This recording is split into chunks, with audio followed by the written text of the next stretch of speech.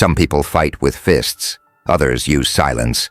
You're in a room, someone explodes, yelling, accusing, trying to dominate.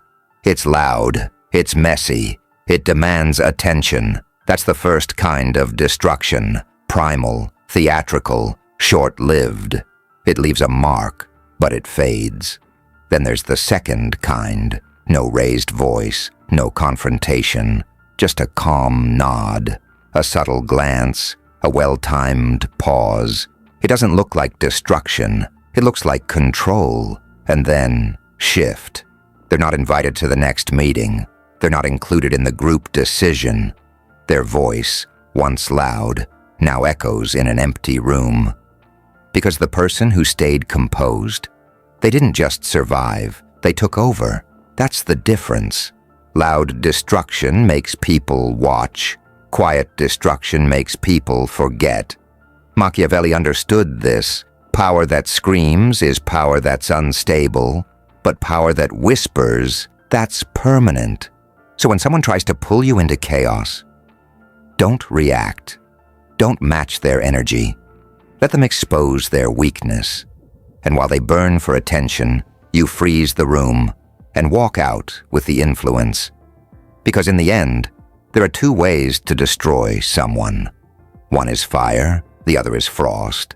And frost always lingers longer. They expect you to fight, to lash out, defend, make a scene. But you don't. You stay still. No outrage, no rebuttal, no counterattack. And that's when it hits them. You're not playing the same game, because real revenge doesn't come from exposure. It comes from absence. You don't argue, you don't explain, you don't chase justice. You just disappear emotionally and let the silence haunt them. They expected a firestorm. Instead, they're met with frost. And in that chill, they start to break. You remain polite, civil, even gracious on the surface.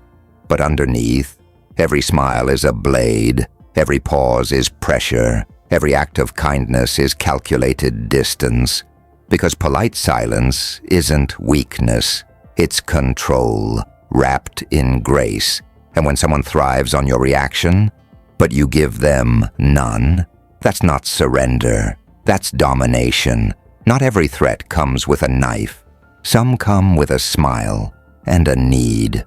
Because some people, they're not dangerous, they're dependent on your anger to validate their power, on your forgiveness to avoid consequences, on your need to be understood to keep you emotionally engaged. You think you're being patient, compassionate, mature, but what you're really doing? Feeding their control. The game only ends when you stop playing. And the second you cut the cord, they collapse. No yelling, no warning, no explanation, just stillness. Eyes steady, voice calm, presence cold.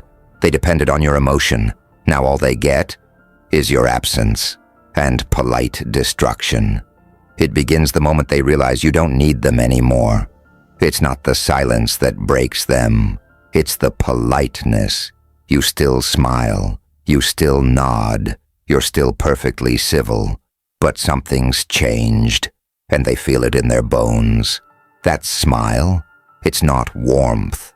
It's a warning, a shift in gravity, a quiet signal that says, you've been moved from center to sideline, from relevance to background noise, and the worst part, you never say it. They just know. Because when someone's used to attention, indifference is unbearable. You're not angry. You're not cold. You're simply distant, unreachable.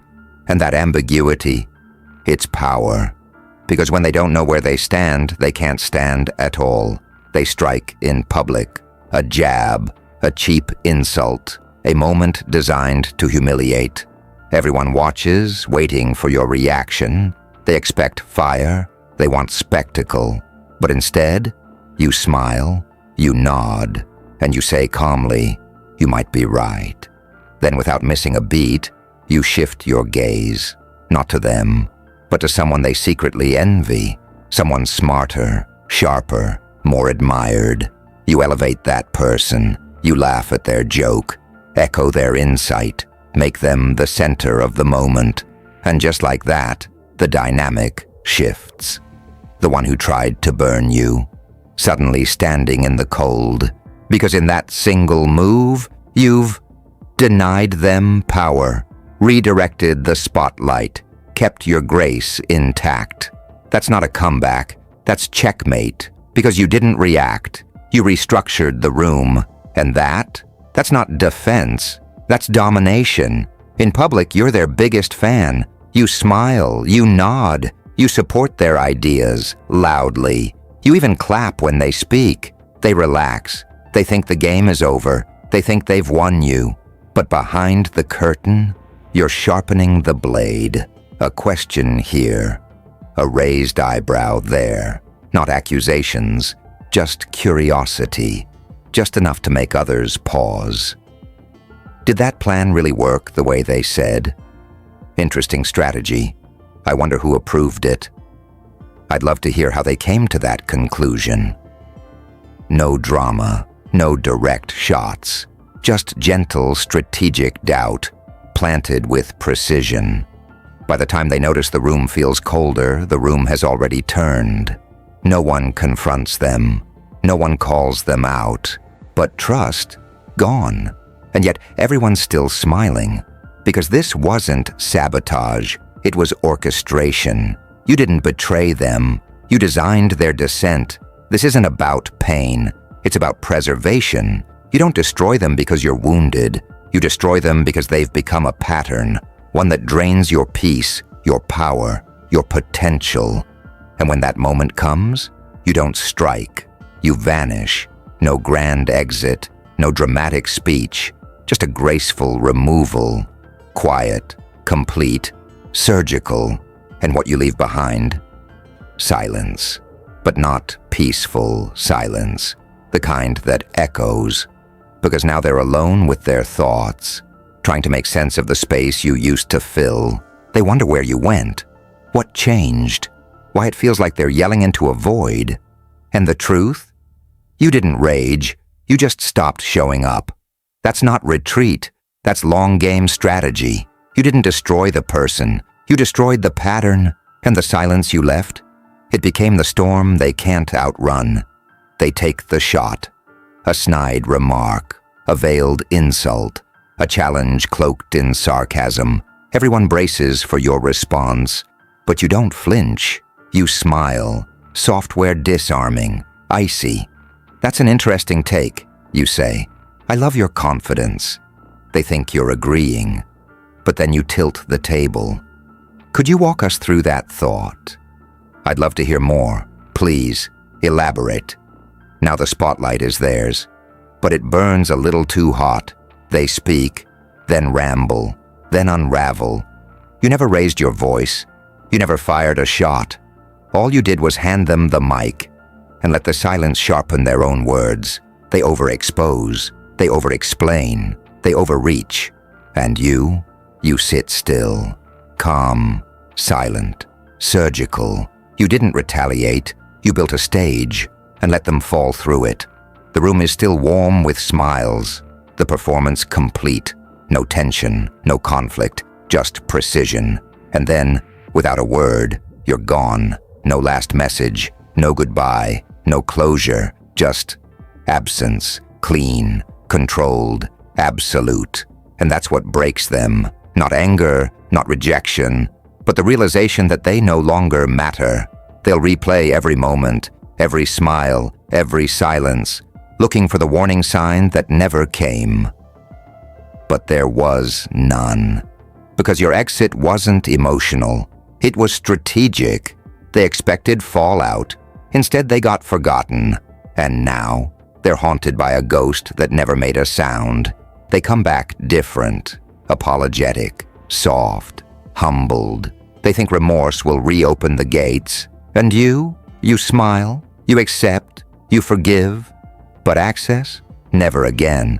Because the real punishment isn't rejection. It's exclusion wrapped in grace. You're warm, you're polite, but behind your eyes, nothing. No spark, no invitation, no return.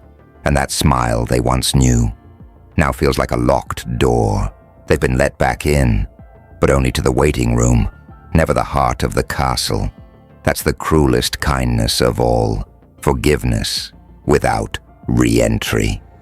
Because exile doesn't always look like distance. Sometimes it's standing beside you, and knowing they'll never truly reach you again. You don't explain, you don't retaliate, you don't even acknowledge. No gossip, no warning, no closure, just surgical absence. They poke, they provoke, they try to bait you with drama, guilt, even nostalgia. And when someone brings up their name, you pause, softly, effortlessly, and say, "Oh, I haven't thought about them in ages." That line. It's not petty. It's the burial. Because you didn't block them. You didn't call them out. You didn't drag their name through fire. You erased them with elegance. And now, they exist only in their own echo chamber, while your silence spreads like myth. That's not closure. That's legend. This was never about being right, never about winning the argument or exposing the truth. It's about what echoes after you're gone. You didn't react. You didn't defend. You redesigned the room, without them in it. Now when people speak your name, it carries weight. Not because you were loud, not because you struck first, but because when you withdrew, the silence changed everything. They expected backlash. Instead, they got erased. And that absence, it became feared. Because your silence doesn't suggest weakness. It signals power, not emotional, not volatile, but poised, calculated, final. That's not revenge. That's legacy. You want to end it for good? You don't scream. You don't announce. You don't even remember. You erase. No name, no story, no trace. You stop watching. You stop reacting. You stop referencing, as if they never existed. And when someone brings them up, you shrug. They're irrelevant. That phrase, it doesn't burn. It freezes, because rage keeps people alive in your mind. It gives them a role, a legacy, a flame. But silence? Silence is the grave.